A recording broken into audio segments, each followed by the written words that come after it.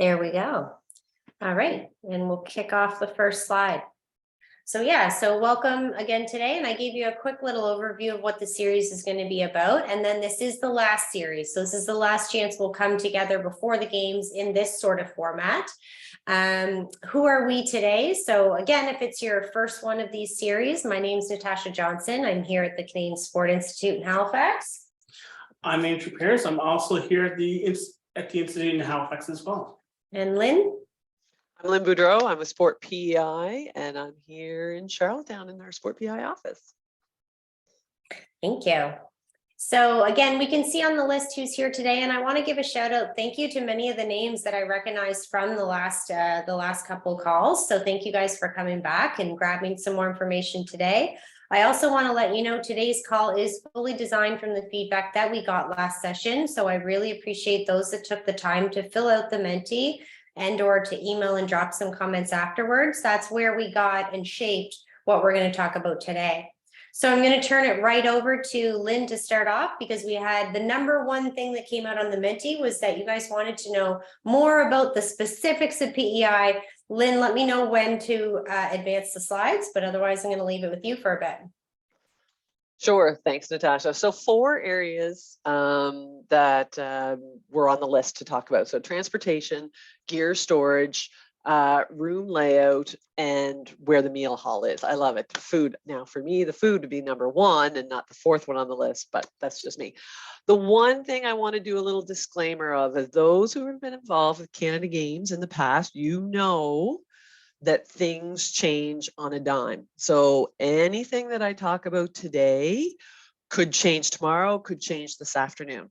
We are right now 72 and a half days away from the games. Yay! So things are getting close, and more information is going to start coming from your mission staff, and things that are changing constantly. Can you go to the next slide, please? So the one thing was transportation details. So I did a little bit of digging, and I was actually able to talk to the director of transportation on this. So team travel, if your sport is a team event, you will travel only as your team. From somebody who has traveled to past games, sometimes you traveled with the team you were competing against. That is not happening. So there will be just one team per bus going out to your venue if you have to travel, which was fantastic news to hear. Again, let's say we all of a sudden have a shortage of buses or something like that, that may change. But the information that I was given right now at this minute is teams will travel on their own per bus. Individual sport travel is different. So I've got a question already. Andrew. So I'm a curling coach, 4-person team. Darcy's here with a 2-person team. How does that apply for us? Or do you know?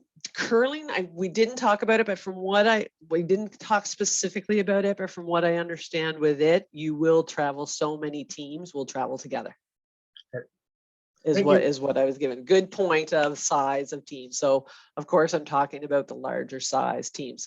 Now, individual sports. So, you know, somebody may say biathlon is a team event, but it's an individual event.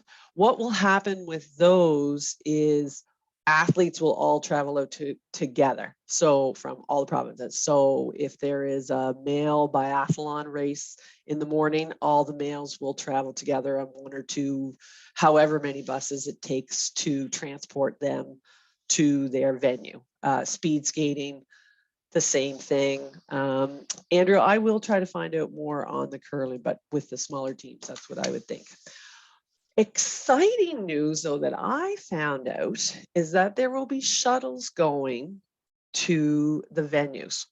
Earlier in the week, there will be less shuttles, but as the week progresses, there will be more shuttles going out. So what I mean by that, so for example, if you have a sport, males and females are competing at different times, but your females want to go out to watch the males, they may be able to take a shuttle out to go watch. If there's space and your team allows, you may be able to train. If you're a Nova Scotia athlete and one of your teams is going out, you may be able to ask to travel on that bus, or there'll be shuttles going out that you can go watch. So a lot of it is talking with your mission staff, talking with the other coaches, but they have talked about that shuttles to venues will increase during the week as participants finish up in their own sports and they want to go watch, or as they get into playoffs, that there will be opportunities for them to go and watch. That's what I was given as of yesterday. Questions, and I may not be able to answer them all, but I can take them back.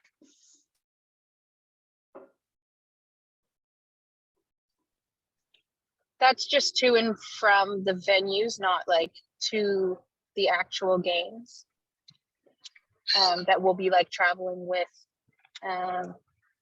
like as individual sports. I don't know if that question is clear. Sorry, So- Kimberly, it's not. So do you mean like when you talk about traveling to the games, you mean from Nova Scotia to PEI? Yeah, Okay, that would come from your Nova Scotia mission staff of how you guys are traveling. This is just once you're in PEI and you've arrived and you're going to practice, you're going out to your sporting game. right on. Okay. Okay. Other questions? What I will tell you as a coach who has attended a few sets of games, if you have provincial pins or if you have little trinkets from your province, thank your bus drivers. Okay. They are super important to you throughout the week. You may see one bus driver one day and you may never see that bus driver again. You never know. You might have the same bus driver the whole time, but they are so key. And there's so many volunteers that are keys, but I find those bus drivers are so important. If you need a favor, and I've had in the past where somebody's forgotten something and I needed a favor, be prepared to thank them. I'm sorry, I'm just throwing that, Natasha, I know that wasn't kind of in it, but I need to throw it out there that it's super, super important. Okay, moving on to gear storage. So this was a question that was asked. I am not going to go through every single sport. I want to know if there's anybody on the call who has concerns about their gear storage. Again, this may change, but this is what I got. This is some information that I found out about each one of the venues.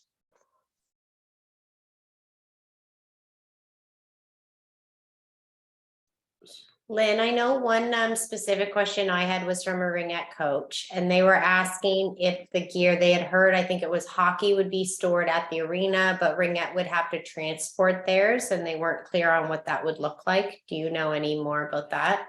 Yep, I do. So I too had heard the rumor that all the gear was going to be stored in one spot at one time.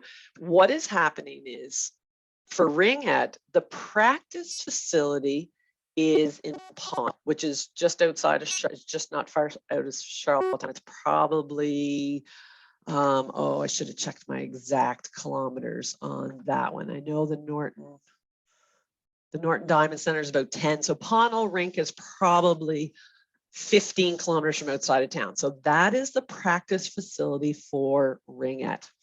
Gear can be stored there for practice. So if you go out and you practice and then you don't play again for a while, you can leave your gear in Pownal to dry and all that kind of stuff.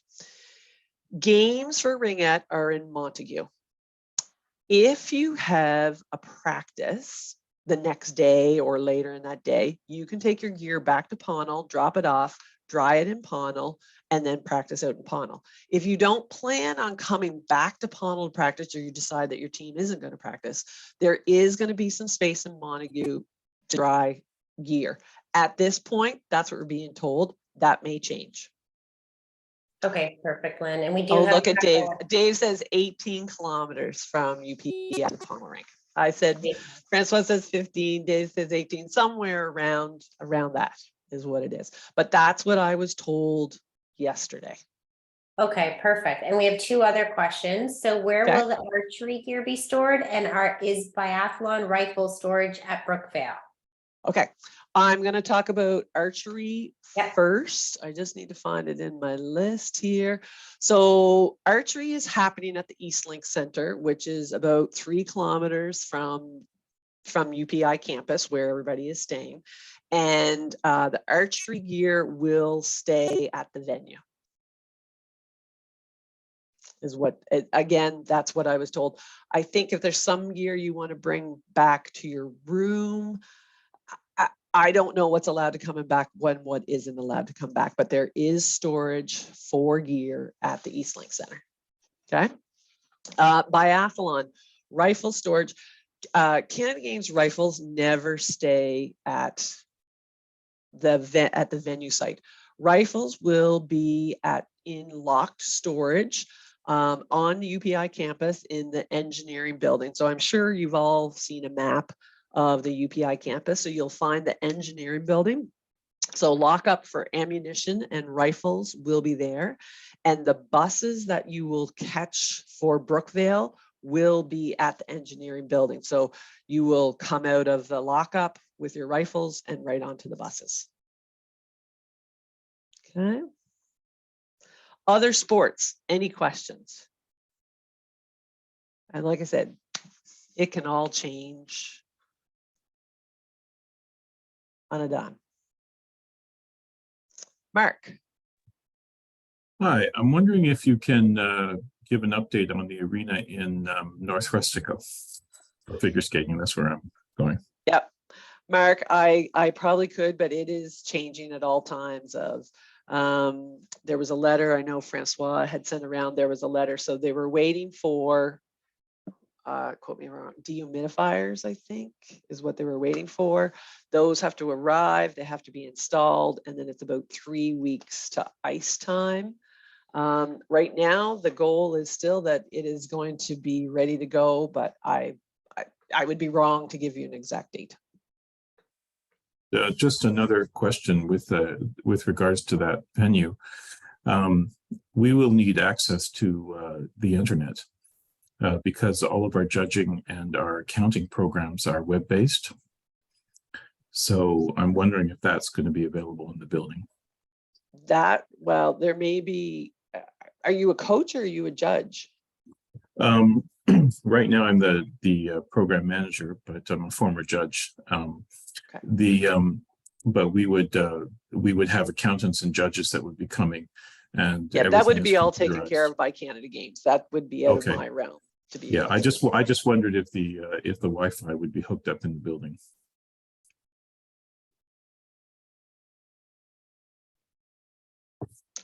Any other questions on this one? How about where the snowboards will be stored and the waxing area? Yeah, so snow, it's funny, I'll back up one step. Waxing for biathlon is at Brookvale, but waxing for snowboard is actually going to be at the Athletes Village, and that's where snowboards will be kept as well, is what I'm being told. Again, at this time.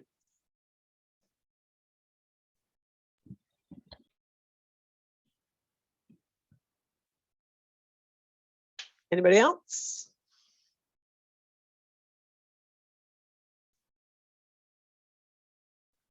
Wow, that was way easier than I thought it was going to be.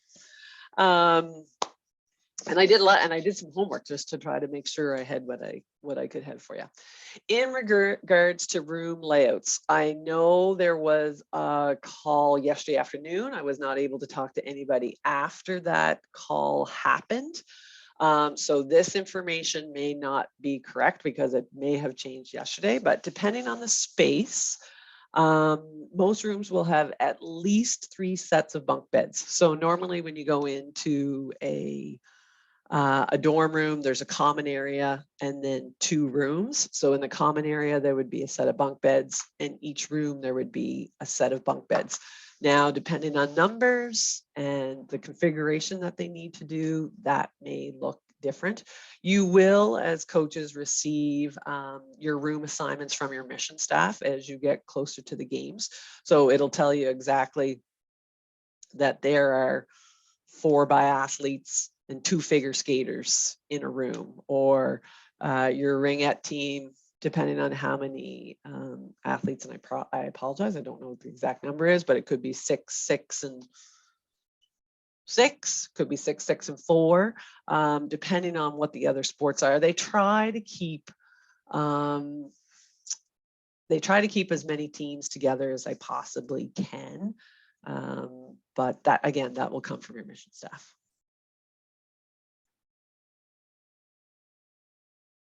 Any other questions on that? I didn't have a whole lot on that one for you. As I told you the last time, if anybody,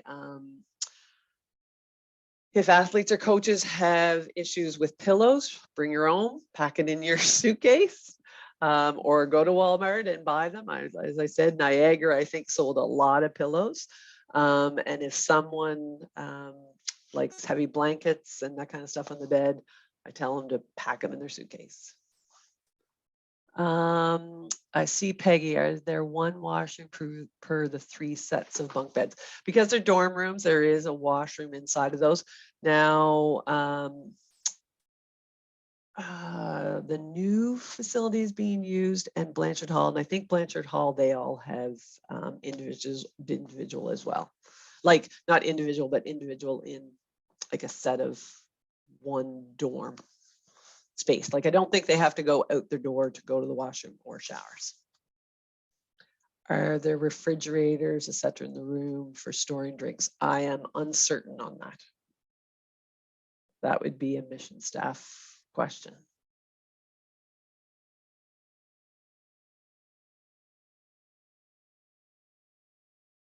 Anything else while we're here? Okay, I guess we can flip to the next one. So the location of the meal hall to everything, it's super close. You can go to the next one, Natasha. So I put a quick, I tried to zoom in on the campus picture as much as possible. Down in the right-hand side corner, number 21, is the residence that the majority of the athletes will be staying. That's the brand new residence that has been built with a north wing and a south wing. So males will be in, I can't remember what it is, week 1, the males are in one wing and the women and the females are in the other, and the following week it's reversed. The other residence being used is number 21 on the map, also down in the right-hand corner. The meal hall is number 18. So it's super close. It's not that far of a walk. There will be tents outside to store that you will have to do a bag check. So athletes will not be allowed to take their kit bags and all that kind of stuff into the meal hall. They will be a bag check. I'm not sure if coat check as well, but I know bag check for sure. So it's super close. And when I was on here earlier, I just want to quickly, building number 13, or sorry, not 13, building number 30 at the top of the page. That's an engineering building. So we were talking about biathlon, where the rifles would be stored, are in that space. I do not know on campus where the wax huts are for snowboard. I apologize. I do not have that information. Okay. Other questions? I think there's one more slide, Natasha, I had. Just real quick, just talked about the Wanda Wyatt dining hall. So breakfast, and I showed this last time too, breakfast is 6 to 10. And lunch is 11 to 3, dinner is 4 to 8, and then late dinner depending on the schedule. I think there was a lot of lessons learned from Niagara that athletes were just in and out a ton. So I think you'll see them strap down a little bit on this one. I will tell you, if it says the lunch is at 11, they will not begin until 11 o'clock. Myself as a coach, the last set of games, I kind of thought we'd get a little leeway depending on our game times, but they're pretty stringent on those are the meal times. And you can see out too outside, it does say coat and bag check is located in tent outside of the entrance. So I couldn't remember if it was just bag or coat as well. Okay. And Burger King's just across the street.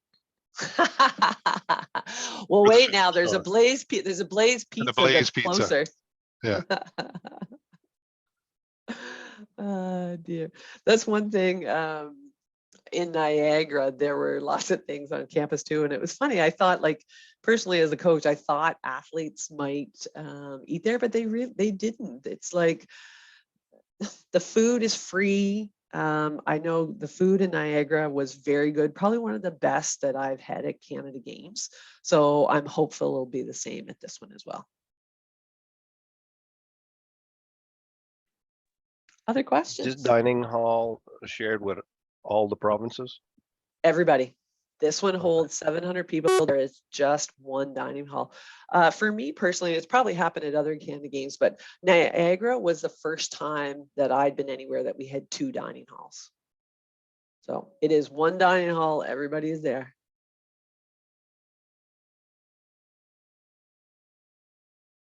There are some other, they're using the pub on campus, and I think there's some grazing that can happen on for athletes. I remember seeing that at some point, but again, that'd be a question for your mission staff. Anything else?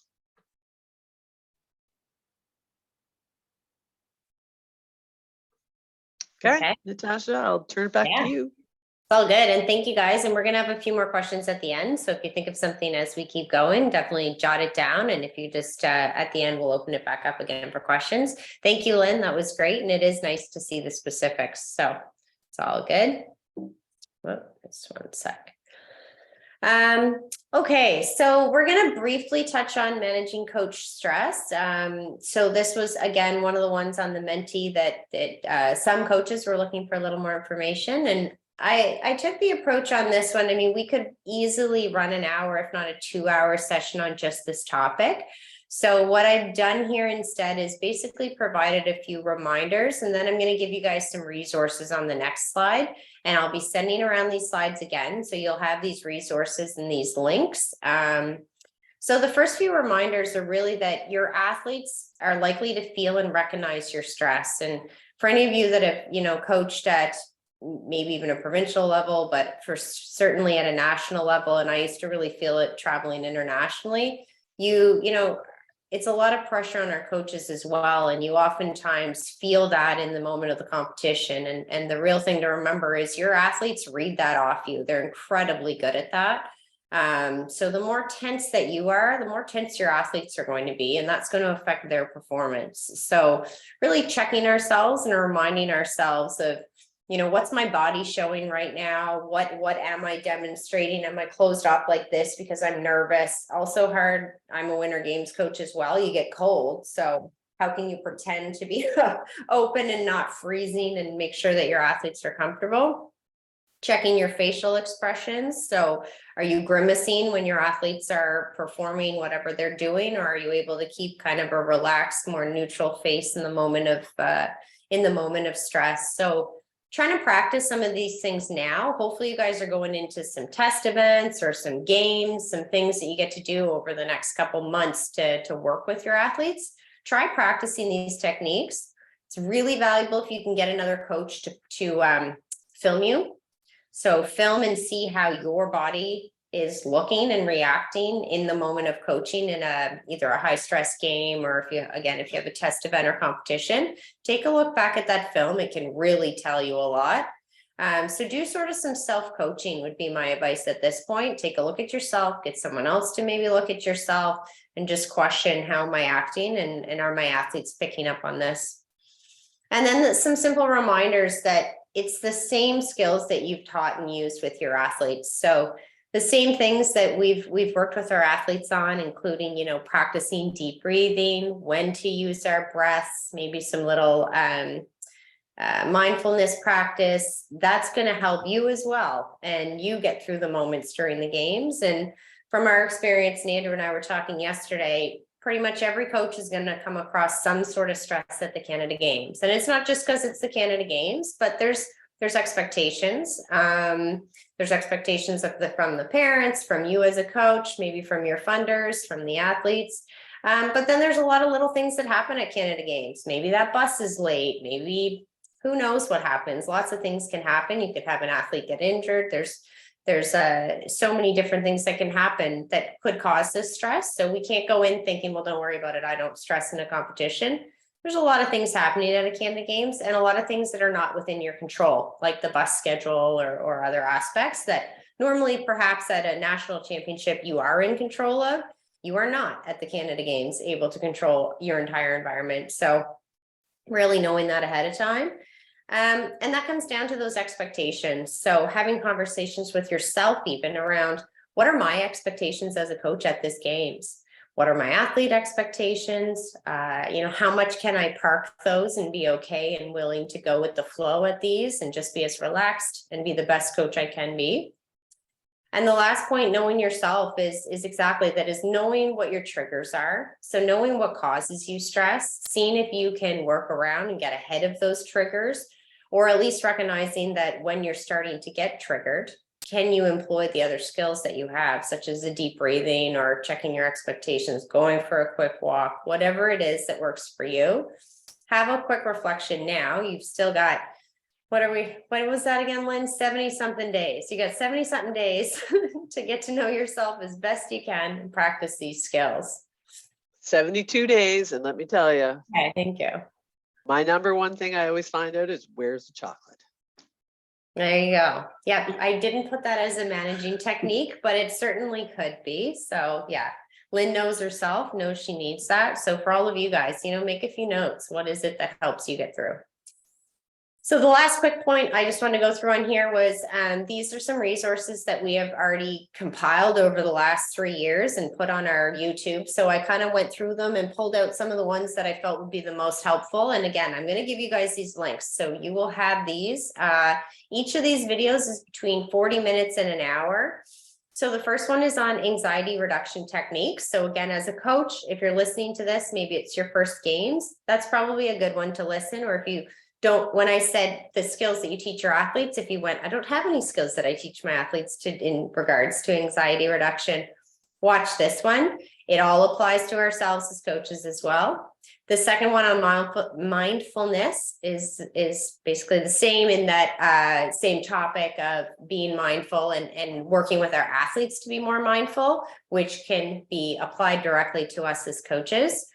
And then the last two I included on there is self-talk, because it really takes a lot of positive self-talk from ourselves as coaches during these games to get through and have a positive experience. And this video also touches on how to develop that within your athletes. And then the fear of failure video just touches on, we know there's a lot of fear of failure from athletes going into the games, and ensuring that you have this information as a coach and that you're in a good place as well. Any questions on this kind of very quick topic we flew through? I think there are some in the chat. Copy and Can paste. you? Sure. Oh, is that you doing that? Yeah, that's Okay, me. perfect. Does anyone have any questions? Okay, so Andrew's copied and pasted the links down there. And then again, like I said, I will send out this slide. So you will have all of these specific links as well in the email follow-up, which will also include this recording. Okay. All right, it's my turn now, and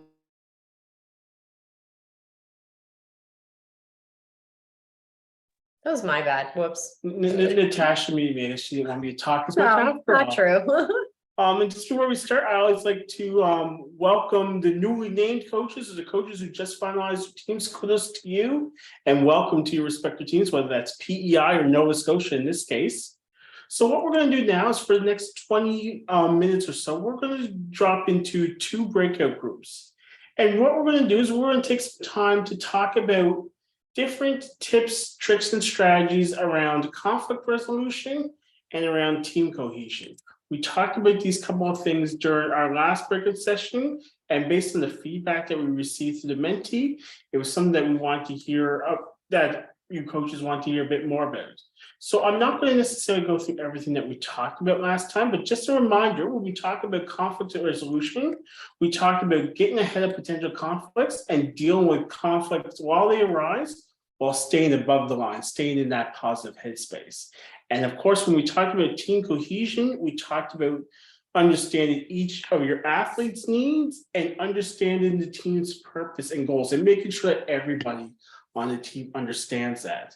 So Natasha has created 2 breakout rooms. We're going, like I said, we're going to take about 20 minutes each. So we're going to spend 10 minutes talking about conflict resolution, 10 minutes talking about team cohesion, and then we're going to come back together as a large group. Natasha and I are going to float between both breakout rooms. If you have any questions, by all means drop them in the chat, but we really want to have some great discussion between coaches. So you're able to pick each room you want to be in.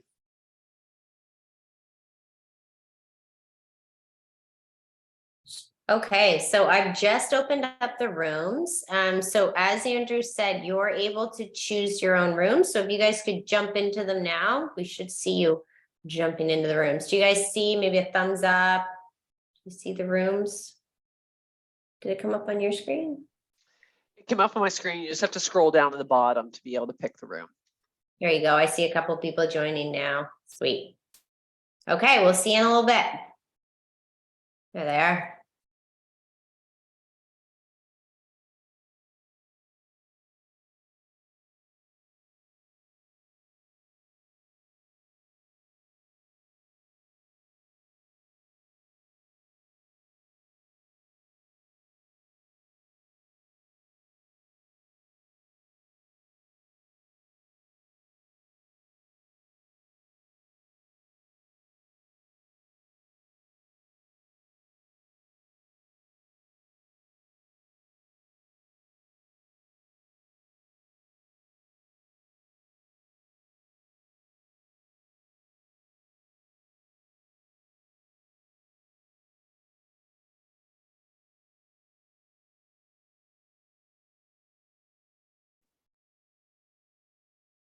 I can't see the rooms. I don't know how to get into the room. Can you Hey, hear me? Bob. So, let me see. I'm trying to think. So on your screen on the bottom, do you see where it would say like mute, stop video, those sort of things? No, wait a second now, wait a second now. Chat, yeah, chat. And what? Actually, here, you know what? I can assign you to a room. Breakout room, yeah, here we go. Yeah, Okay, so I can just slide get my to- name over to that? yeah, you get to pick. Which one did you want to go to? Conflict resolution or team Sure. cohesion? Let's go to conflict resolution. Conflict resolution. Okay, I'm gonna put you in that one. Conflict resolution. There you go. And it should take you to that room.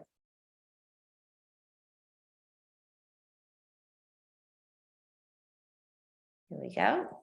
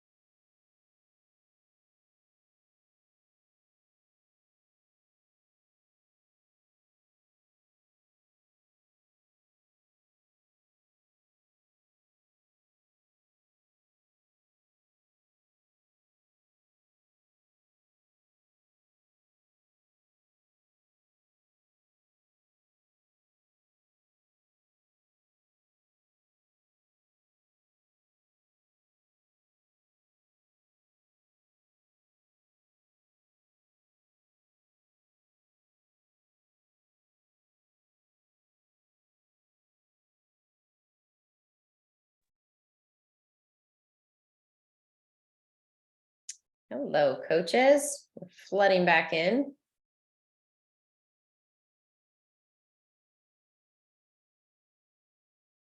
Okay, I think we're missing two more. All right, we had a good chat in our room. I hope the other room had a good chat as well.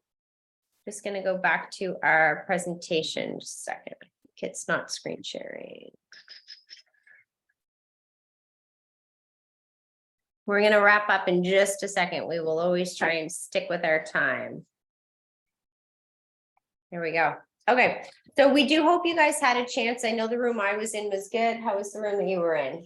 It was great. Lots Awesome. of great conversation suggestions. Good. Okay, so yeah, same with ours, lots of good suggestions. So nice opportunity to connect with your coaching colleagues. So thank you guys for that. So what we wanted to jump into just to finish off is open questions. So again, we know we've left 5 minutes for you guys to ask absolutely anything that's on your mind. What are you dealing with right now? Or what are you concerned about? Did whatever, all the great stuff that Lynn showed us earlier, did something prompt a question? So I'm actually going to stop, I'm going to stop sharing right now so that I can see the chat. And we're just going to jump right to questions. So you guys can either unmute, jump right in, or pop it into the chat. You can see both right now. Just out of curiosity, Lynn, you said 700 people can go to eat at the dining hall. How many athletes do we expect to be at UPEI each week? Or athletes and coaches? Oh, that's a good question. I do not know the answer to that. Yeah, that's beyond my realm. Isn't it like 20? Yeah, it's a lot. So like one of the Yeah. things that we've noticed, Peter, is that the first day tends to be a bit chaotic in and around Meal Hall, but eventually everybody sort of falls into the groove, if you will, like going downstairs to eat at a hotel room in terms of we're going to go at this time and not this time. We think things are full, and strangely enough, in the 5 games that I've been to, it all works out in the end. But that first day tends to be a bit chaotic. Yeah. The numbers, I know the numbers are in the thousands of athletes and coaches. So the 700, that's not going to fit everyone eating at the same time. And Peter, they'll have the Sorry. kinks worked out first, Peter. We're the second week. Thanks, David. I appreciate that. I'm glad to be your guinea pig. Anytime, Andrew. I would say though, you do have to take that into account. There's some games where we've stood in line for 15, 20 minutes to get food. Again, I will say Niagara nailed it. It was awesome. Nice. Yep, very true. Give lots of time for food in the first few days for sure. Anyone else have any questions? Hopefully you guys are getting excited too. That 72 days that Lynn let us know, like that's coming quick. I'm excited for you guys. And Andrew just put in a note that we will be in touch for the Nova Scotia coaches in the next few days. Go ahead. Hi. Sorry, I have a question. Yeah. As far as meal plans and so forth, we have some athletes that are Muslim. So the question is, the parents were concerned if some of the meat was prepared halal. So yeah, so that's one of the questions that they had. Lynn, do you know that? I think I saw that there would be, but do you have confirmation? You'd have all of that information comes through your mission staff, so you would get menus and details and all that kind of stuff. So that always comes through. I haven't specifically looked at it, so I can't comment on it, but you would, as coaches, you would get all that information. What happens when you go to register in GEMS Pro, if you haven't registered already? It's important to note things like that so that your mission staff knows, so that the host society knows. And historically, anything dietary has been taken care of, and there's usually conversations about that well in advance leading up to the games. Thank you. Anyone else have a question? The last little bit.